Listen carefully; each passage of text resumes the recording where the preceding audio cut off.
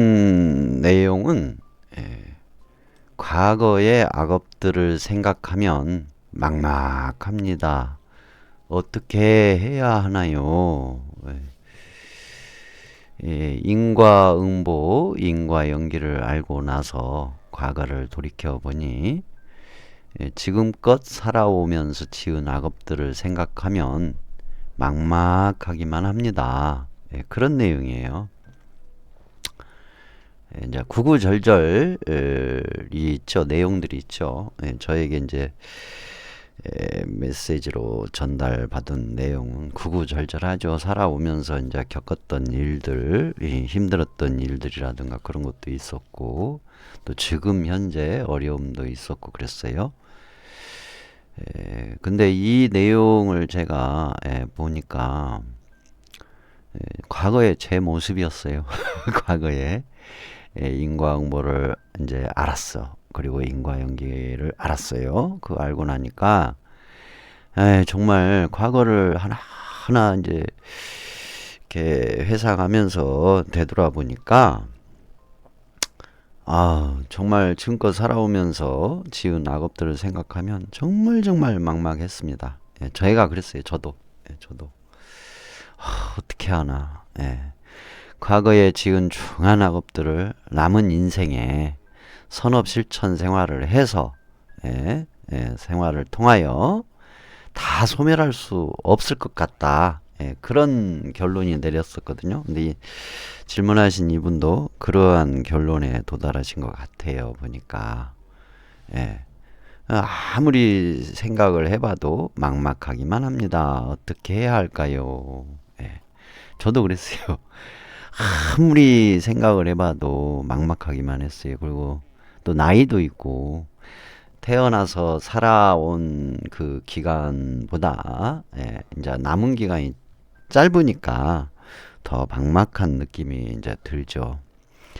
그리고 지금 현재 처한 어려운 상황도 막막하고 그래서 어떻게 해야 하나요? 라는 질문이었어요. 그래서 전체 질문을 읽어보면 이렇죠. 과거의 악업들을 생각하면 막막합니다. 지금 인과응보, 인과연기를 알고 나서 과거를 돌이켜보니 지금껏 살아오면서 지은 악업들을 생각하면 막막하기만 합니다. 과거에 지은 중한 악업들을 남은 인생의 선업 실천 생활을 통하여 다 소멸할 수 없을 것 같습니다. 아무리 생각해봐도 막막하기만 합니다. 어떻게 해야 할까요? 라는 질문이셨죠. 네, 그래서 제가 이제 예를 들을 수 있는 것이 뭘까? 예를 들을 수 있는 것이 뭘까 하다가 연쇄 살인마였던 앙굴리마라가 살인이었죠. 살생업을 살아서 해결할 수 있었을까라는 그런 예시로 얘기를 해드려 보려고 이제 합니다. 연쇄 살인마 앙굴리마라 이제 불교 경전의 대표적인 살생업을 가진 인물로 이제 나오죠. 앙굴리마라는 살인을 이제 많이 저질렀죠. 살인. 그러니까 우리가 흔히 얘기하는 일반적인 살생보다도 더 중한 살생업을 지었던 사람이죠. 그래서 어떻게 했을까? 그것을 이제 경전을 통해서 이제 알아봤습니다. 그래서 첫 번째 앙굴리마라 존자가 어떻게 살생의 업을 해결해 갔는가를 살펴보는 쪽으로 이제 봤습니다. 첫째, 살인업, 살생업을 되돌려 다 해결하지는 못했습니다.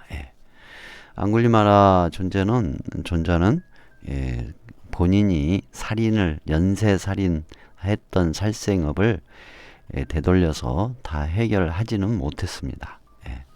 다만 진실한 참회와 최선을 다하여 그 욕과 과보를 순순히 받아들이고 선업 실천, 선업 실천, 출가자의 계행 실천과 세속의 탁발을 다니면서 선한 행위, 즉 선업을 행하면서 지내는 것이 최선의 방법이었습니다.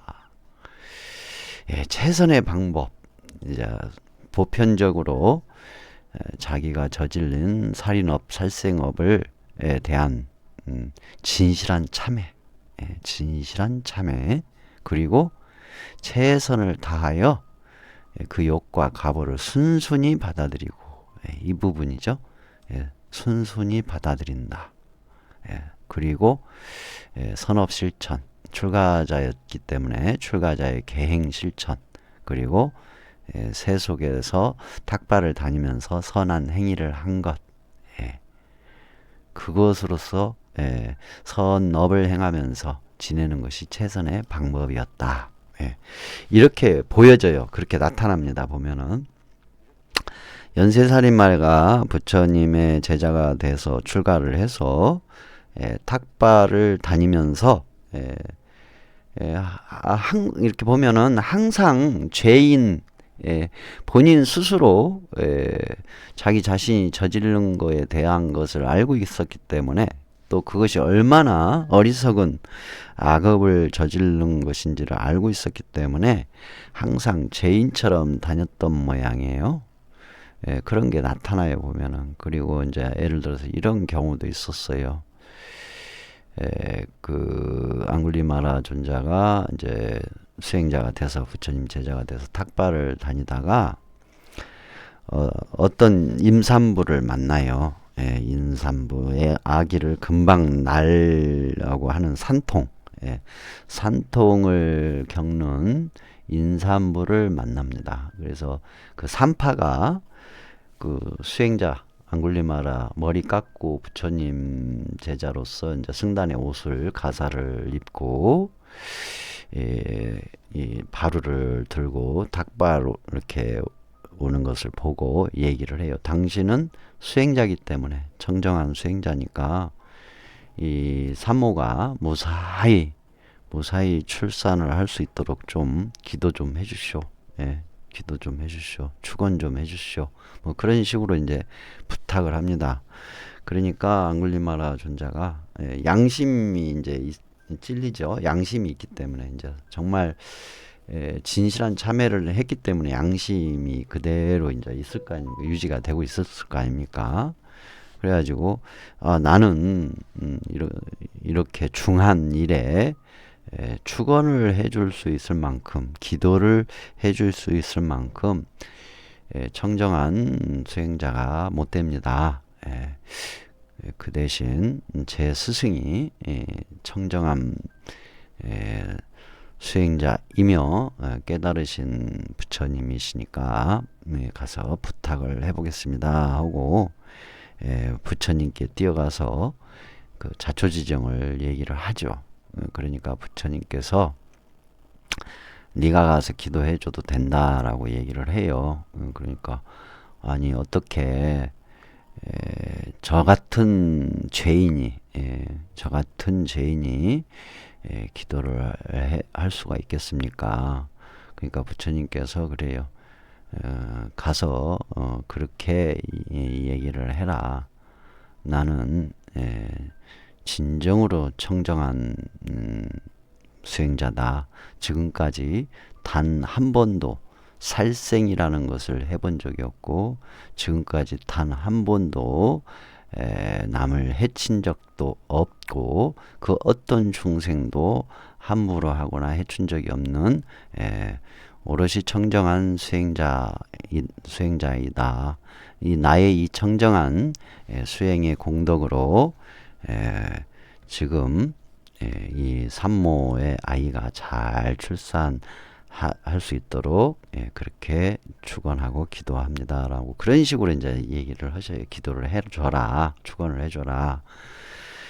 그래서 시킨 대로 가서 그렇게 이제 축원을 해줘요. 그래서 무사히 아이를 출산을 잘했다라는 그런 내용이 있어요. 이제 그래서 앙굴리마라 존자가 부처님께 와가지고 이제 물어보죠. 저는 연쇄살인마 였던 그런 과거가 있는데 왜 지금껏 한 번도 살인을 한 적도 없고 무충생을 죽여본 적이 없는, 살생을 하거나 해친 적이 없는 깨끗한 사람, 청정한 사람이라고 그렇게 기도하라고 얘기를 하셨습니까? 그러니까 사실이 그렇지 않느냐. 너는 나의 제자가 돼서 출가하기 이전은 연쇄살인마였을지언정 출가한 그 순간부터 지금껏 너는 네 스스로 철저히 계행 실천을 하고 선업 속에서 선업 실천을 하면서 살지 않았었느냐. 나는 그 시점을 너는 다시 태어난 시점으로 보고 있다. 실제로 너는 그 순간부터 다시 태어났던 것이다. 그러니까 다시 태어난 그 시점에서 지금까지 살아온 그 과거가 청정하고 깨끗하지 않느냐, 그것을 얘기했던 것이다 라고 얘기를 해주시죠. 그러니까 자신이 살인을 저질렀던 시절하고 살생을 저질렀던 어리석어서 무지해서 무명 속에서 살면서 살생을 했던 그 삶과 그 무명을 어리석음을 알아가지고 그 뒤부터 살인이나 살생을 하지 않았던 그 과정, 그 사이를 부처님은 정확히 분리를 해주셨죠. 그러니까 무지에서 어리석어서 살생을 했을 때의 삶과 이제 그 알아가지고 그 뒤로 살생을 하지 않는 삶의 세계는 다르다 이거죠. 다르다. 그렇게 이제 얘기를 해주셔요. 그러나 과보는 있었어요. 즉 살인을 하고 살생을 했던 그 과보는 순순히 받아들이면서 지냅니다. 그래서 탁바로로 다니다가 결국은 죽거든요. 그래서 두 번째 내용이 나오죠.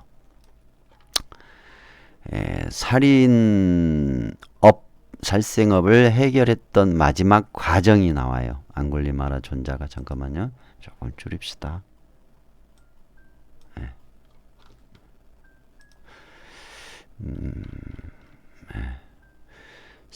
살생업을 해결했던 마지막 과정은 탁발을 나갔다가 살해당했던 가족들과 친지들에게 몰매를 맞아 피투성이가 되어 부처님 품에서 고통을 감내하고 죽어가고 있을 때 부처님의 참아야 한다, 참아야 한다.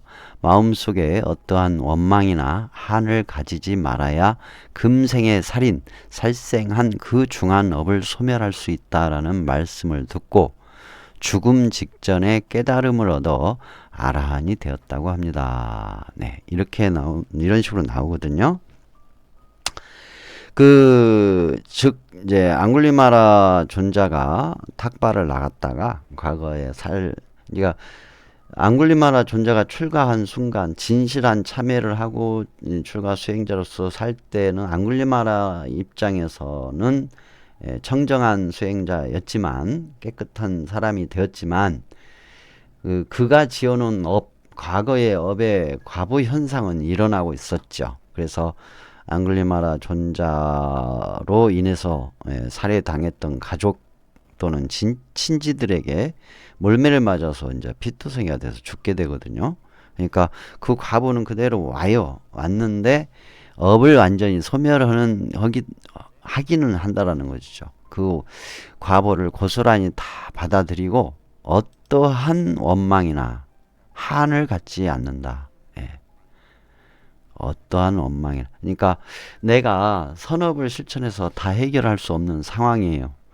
그런데 과보는 과보는 와요.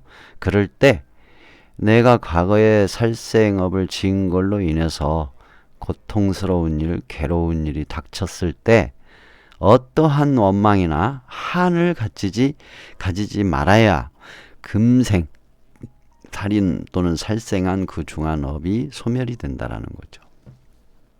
그렇게 이제 부처님께서 얘기를 해주셔요. 그 말을 듣고 앙굴리마라 존자가 죽음 직전에 깨달음을 얻어서 아라한이 된다라는 그런 내용이 있습니다. 저는 이 내용은 사실 한편으로는 어쩔 수 없는 포기도 들어있는 내용이기도 하고 한편으로는 아, 희망적인 내용이기도 했었어요. 즉 내가 과거에 저지른 살생업이나 살인업으로 다 해결이 못한다라는 거, 아무리 노력을 해도 한계가 있다라는 그 점을 알 수가 있었고, 그러니까 이제 답답하죠. 다 해결하고 싶은데 내가 선업을 해서 거꾸로 되돌려서 해결하고 싶은데 해결할 수 없다라는 거, 그게 현실이라는 거 답답하죠. 그런데 그걸로 인한 욕과 과보를 순순히 받아들인다라는 거, 그걸 받아들인다라는 거. 그리고 그 과보로 괴로운 일이 닥쳤을 때, 어떠한 원망이나 한을 갖지 말아야 된다라는 거. 저는 이게, 이제 이 상황을 온전히 다 이해했고 경험을 했어요. 아, 맞구나. 맞구나. 내가 과거에 저지른 어떠한 악업에 의해서 과보가 오면 그걸 순순히 받아들이고 또 어떠한 원망이나 한을 갖지 말아야 된다는 것은 경험을 했어요. 이해도 했고 경험도 했고 그러면서 반드시 해야 할 것은 그럼에도 불구하고 선업을 행하면서 지내는 것이 최선의 방법이라는 것. 최선의 방법이라는 것. 그러니까 내가 선업을 지어서 과거의 악업을 완전히 소멸시킬 수 없다 하더라도 그 길밖에 없다라는 거죠. 그 길밖에. 그래서 즉 앙굴리마라 존자는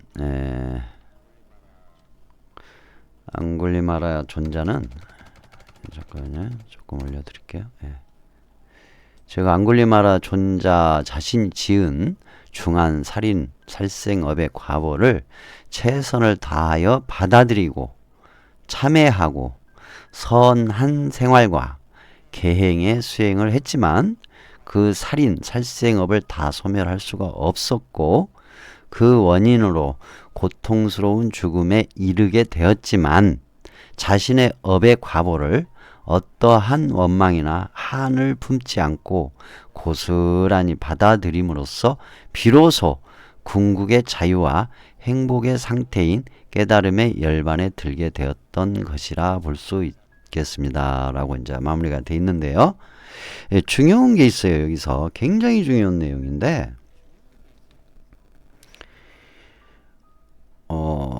자신의 과보, 요 부분, 자신의 업보, 과보를 어떠한 원망이나 한을 품지 않고 고스란히 받아들이면서 선업 생활을 해가면 궁극의 자유와 행복의 깨달음의 상태인 깨달음은 못 가더라도 보편적인 자유와 행복은 계속 증장이 된다라는 것을 경험을 해봤어요. 또 관찰이 되었고, 즉 자신의 업의 과보를 어떠한 원망이나 한을 품지 않고 고스란히 받아들이고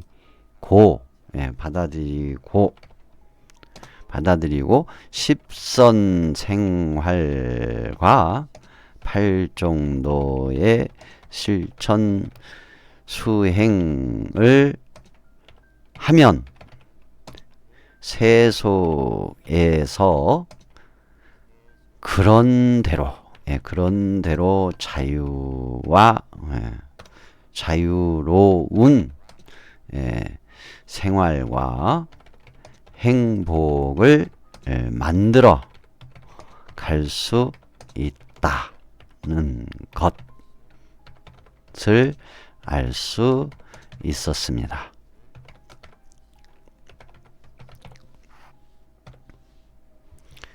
그리고 나아가 비로소 궁극의 자유와 행복의 상태인 깨달음의 열반에 들게 될 거라는 거, 들게 될 수 있다라는 거, 들게 될 수 있다는 것을 알 수 있었습니다. 예, 이렇게 해야 되겠네요. 예, 그러니까 자신이 과거에 지은 아주 거칠고 안 좋은 악업에 의해서 어찌할 수 없는 상황이 됐다 하더라도 자신의 업의 과보를 어떠한 원망이나 한을 품지 않고 고스란히 받아들이고 십선 생활과 발정도의 실천 수행을 하면 세속에서 그런 대로 자유로운 생활과 행복을 만들어 갈 수 있다는 것을 알 수 있었습니다. 그리고 나아가 비로소 궁극의 자유와 행복의 상태인 깨달음의 열반에 들게 될 수 있다는 것을 알 수 있었습니다. 라고 결론을 지어 드릴 수 있을 것 같아요. 그래요, 참. 잠깐만요.